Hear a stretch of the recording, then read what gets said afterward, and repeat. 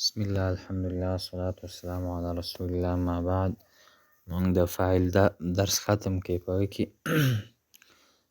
زمونږ نه څلورم تمرین فاعل کې لږ اشتباه شوی و. په هغه کې دا سهله مثلا اواز وکړئ فرسون نطح البقرو، او دا رقم شک التلمیذو شکایت وکړي شاګرد، یا باع تاجرو خرڅ کړي تاجر، یا برک الجملو کېناستله هغه اوښه، یا شفی المریضو یا حفظ الطالب. دا رقم صحیح راځي. تاسو لږ فکر بیا پکې و. او بل دلته بحث د مفعول به دی، نو هر کله چې فاعل راځي د فاعل نه وروسته مفعول راځي، ځکه چې دا فاعل کارکوونکی دا کار په چا باندې کوي؟ په مفعول باندې کار کوي. مفعول هغه ته ویل کېږي مفعول به چې په هغه باندې کار شوی وي، دې ته مفعول به ویل کېږي. بیا دې لپاره مثالونه دي. دا مونږ کوشش کوو چې د 15 دقیقو کې یا د 15 دقیقو نه کم یو درس ووایو، ځکه چې د هغه نه سوا بیا په واتساپ باندې ځي هم نه مشکل وي. نو الامثله په دې کې اول مثالونه تاسو ذکر کوي او مفعول درته ښیي. شد التلمیذ الحبل، شد سخته کړله التلمیذ و شاګرد الحبل رسۍ. اوس ګوره دې کې الحبل مفعول به دی، شد سخته کړل دا فعل دی، التلمیذ فاعل، الحبل دا مفعول به. طوت البنت الثوب وپیچله هغه لور جامه. طوت فعل دی، البنت فاعل دی، الثوب مفعول به دی. اکل الذئب الخروف، اکل دا فعل دی، ذئب دا لیوه ته ویل کېږي، شرموښ دا فاعل دی، الخروف د ښکار مرغه یا د ښکار څه حیوان، نو دا مفعول به دی.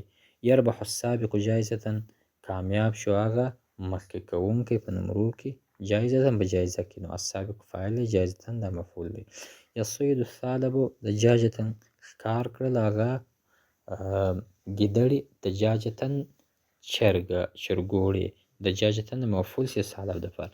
یبیع القصاب اللحم، خرڅوي قصاب غوښه، یبیع دا فعل مضارع ده، القصاب دا فاعل دی، اللحم مفعول دی.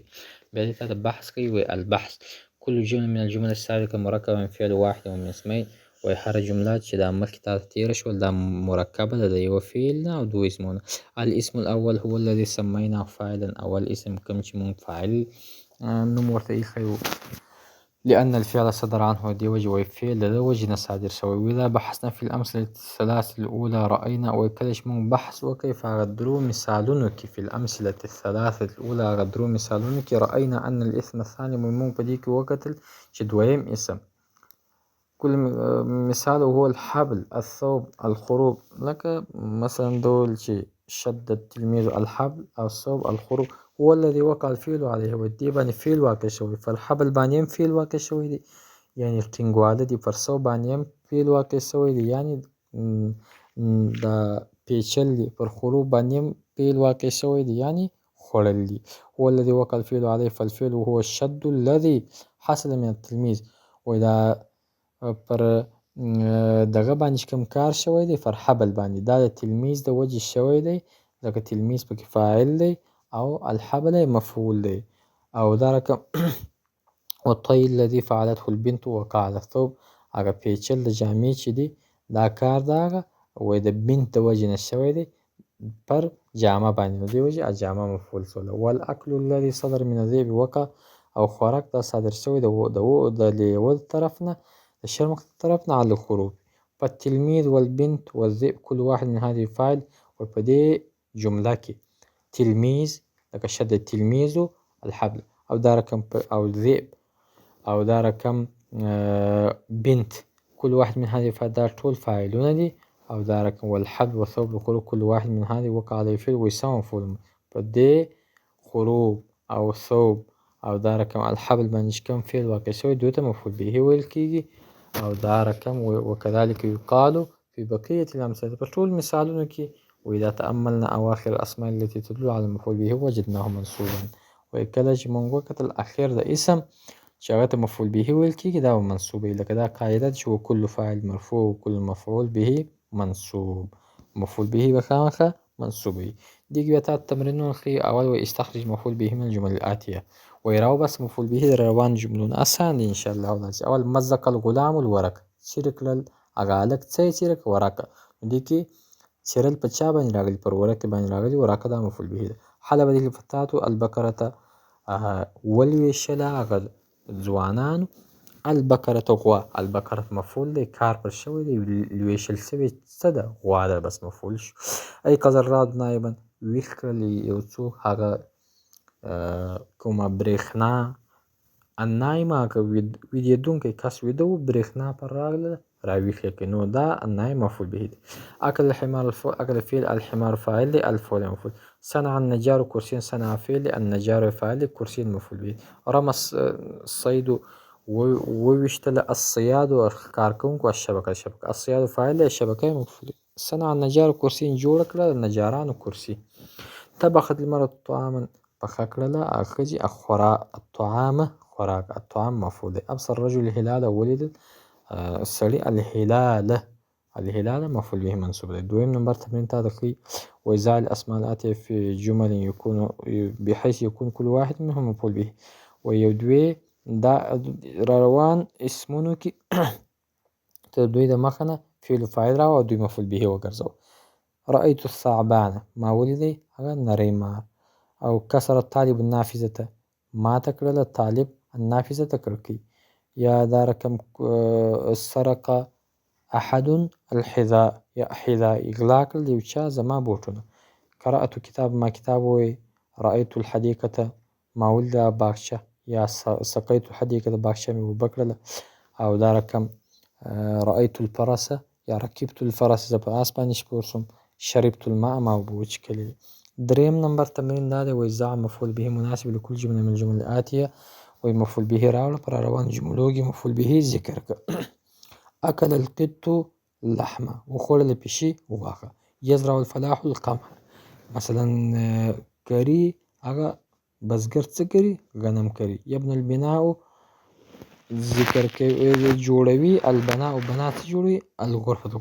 الغرفة غرفه جوړوي. مزق الولد الکتاب څیرې کوي هغه هلک الکتاب. تخیط البنت وګنډله هغه لور الثوب جامه. او شپږم نمبر کسر الهواء ماته کړله هوا څه یې ماته کړه؟ النافذ د کړکۍ یې ماته کړه. یا الشجر هوا دغه درخت یې ماته کړه. ینشر النجار نشر کوي یعنی راوباسي. نجار څه راوباسي؟ الحطب لرګي راوباسي. غسلت المرأة الثوب پرېوللې جامې ښځې. څلورم نمبر تمرین وضع فاعل ومفعول به لكل فعل من افعال به. دې را روانو فعلونو لپاره فاعل مفعول به دواړه ذکر کړه. قطع مثلا الشرطة ید السارق پرې کړه شرطي لاس د سارق. نظف طالب الغرفة پاک کړل طالبه هغه خونه.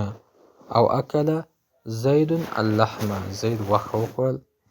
دا ټول مثالونه همدغه رقم اسان دي. پنځم نمبر تمرین دی وایي اجعل احد الاسمين اللذين بين قوسين فاعل والآخر مفعول به في جمله مفیده. وایي د دا دوو قوسین منځ کې یو فعل وګرځوه یو فاعل وګرځوه بل مفعول به وګرځوه. لکه الولد الماء دې منځ کې چې کوم قوس راغلی دی نو ته په دې کې دوو اسمو کې یو فاعل کې بل مفعول کې. شرب الولد الماء وڅښلې اوبه هغه بچي. الولد فاعل الماء مفعول. کسر الهواء السفینة ماته کړله هوا کښتۍ ما السفینة مفعول که. الهر اللحم اکل الهر اللحم وخوړله هغه پیشو هغه غوښه.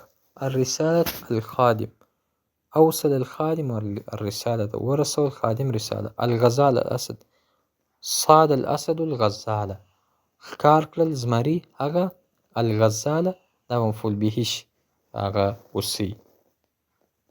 حفظ التلميذ الدرس حفظ فعل التلميذ فاعل الدرس مفعول به. بیا شپږم نمبر تمرین وایي هاتي اربع جمل يكون مفعول به في الاولى من الانسان وفي الثالثة من الحيوان وفي الثالثة من النبات وفي الاخر من الجماد.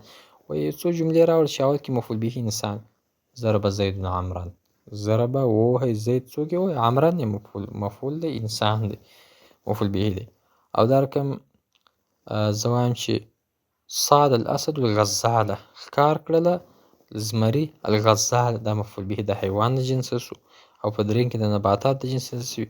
قطعت الشجره ما پرې کړله درخت شجر د نباتاتو او دا رقم زه وایم چې کسرت الحجره د جمادات ماته کړله الحجره مفعول به بشي یعنی ما تیږه ماته کړله. أو تمرين في الإنشاء وهم هذه 5 جمل تكون كلمة القمح في كل واحد منهم مفعول به لك زرع الفلاح القمح وكرل هغه بزګر غنم وکرله. إن شاء الله ټول اسانه دی. بیا تا ته اخر کې تمرین فی الاعراب راوړي. 8 نمبر نموذج حمل الجمل الحطب. حمل دا فعل ماضی ده، الجمل فکی فاعل دی، الحطب دا مفعول به شي. او یأکل فعل یأکل الذئب الشأت. یأکل فعل مضارع ده، الذئب دا فاعل دی، الشأت مفعول به دی. وفعل سره فاعل مفعول جمله فعلیه خبریه. بیا تا ته وایي اعرب الجملتين الآتیتين اعراب وکړه. روان جملو ته اعراب ورکړه. ساد الغلام سمکة ښکار کړه غلام ماهی. ساده فعل الغلام فاعل سمکة مفعول. تجمع البنت الازهار جمع کوي هغه لور هغه ګلونه. الازهار مفعول به دی. او په دې کې الموازنه بین الفاعل والمفعول به. يجر الحصان العجلة كتب الغلام الزهرة ربت فاطمة الجدي. أو يسقى الفلاح الزرع قذف اللاعب الكرة. يعني په دې کې موازنه فاعل او مفعول به دواړه ذکر شوي دي.